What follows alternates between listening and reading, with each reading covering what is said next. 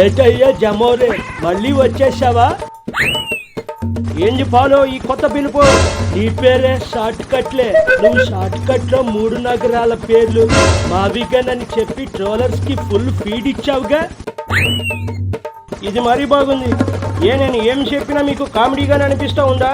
మామూలు కామెడీ కాదు, ఎన్నాళ్ళు పొలిటికల్ కామెడీలో నన్ను కొట్టిన వాడు ఎవడూ లేడనుకుని నువ్వు నన్ను మించిన జోకర్వి అయిపోయావు. ఏమయ్యా పాలో, నేను మరీ అంత జోకర్లా కనిపిస్తూ ఉన్నానా? ప్రశాంతంగా ఉన్న టైంలో మైకుల ముందుకు వస్తావు, జనాల్ని నవ్వించి వెళ్ళిపోతావు.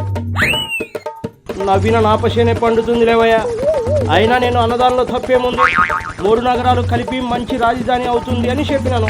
ఈ ముక్క 3 ముక్కలాట ఆడకముందే నువ్వు అధికారంలో ఉన్నప్పుడే చేసి పారేస్తే నువ్వు హీరో అయ్యేవాడి. కానీ ఇప్పుడు ఈ గన్లు తుపాకీలని చెబుతూ జీరో అయిపోయావు. ఎప్పుడైతే ఏముంది లేవయ్యా, ఆ పొలాల్లో రాజధానికి లక్షల కోట్లు అవసరమా? ఆల్రెడీ డెవలప్ అయిన ఏరియాలో పెడితే బాగుంటుంది కదా. నోర్ము యహ, దేశమంతా అమరావతి రాజధానిగా ఆమోదిస్తే నీ ఒక్కడికే ఏంటంట నొప్పి? ఇది కుళ్ళు కాకపోతే మరేటి? నా రాష్ట్ర ప్రజలకు అన్యాయం జరుగుతూ ఉంటే, వాళ్ళ నెత్తిన అంతా అప్పు పడుతూ ఉంటే చూస్తూ ఎలా ఊరుకుంటా?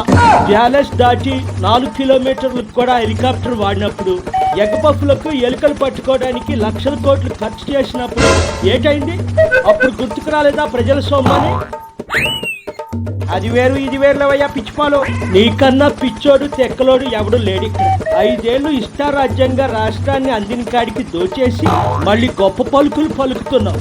సిగ్గులేదా నీకు? ఏందయ్యా ఊరుకుంటుంటే రెచ్చిపోతా ఉన్నావు? ఏం నా సంగతి తెలుసుగా, మర్యాదగా మాట్లాడు. నీకు మర్యాద ఎవడిస్తాడు? అది ఎప్పుడో కోల్పోయాను. అక్కడ బాబు ఎంతో కష్టపడి రాష్ట్రాన్ని అభివృద్ధి చేయాలని ప్రయత్నం చేస్తున్నాడు. ఏందయ్యా అభివృద్ధి? నేను చేసిన పెద్ద అభివృద్ధి చేస్తూ ఉన్నాడంట. ఆ పెద్ద మనిషికి ఒత్తాసు పడడానికి వచ్చాడు ఈ పెద్ద మనిషి. మాటలు చోక్గా ఉన్నా నేను నిజాలే మాట్లాడతా. అయినా నువ్వు చెయ్యవు, చేసేవారిని చెయ్యనివ్వవు. ఇదెక్కడి సైతాన్ బుద్ధయ్యా నీకు? ఇదిగో చేస్తే గీస్తే నేనే చేయాలా? ఏటి చేసేది? స్కామ్లు, దోపిడీలు, దౌర్జన్యాలు, కుట్రలు, కుతంత్రాలు. ఇదేగా నువ్వు చేసేది? పెద్ద చేస్తాడట. ముందు అసెంబ్లీకి వెళ్ళి మాట్లాడవయ్యా.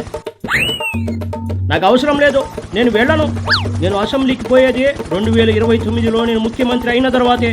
అది జరిగే పని కాదులేవయ్యా సైకోరెడ్డి. ఏం చూసుకుని నిన్ను ప్రజలు గెలిపిస్తారు?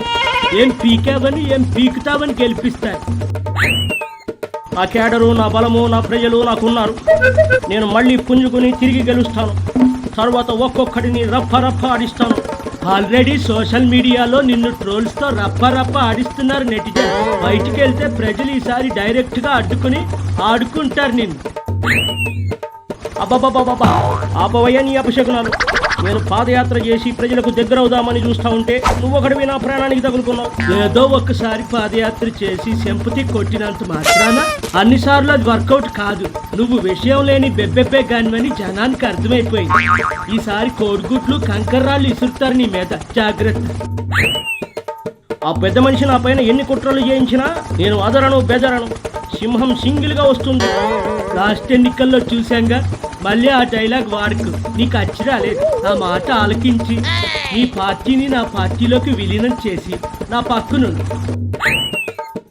బాబులా నేను ముఖ్యమంత్రి అవుతా, నిన్ను పవన్ లాగా డిప్యూటీ సీఎంని చేస్తా. ఎలాగుంది నా ఆఫరు?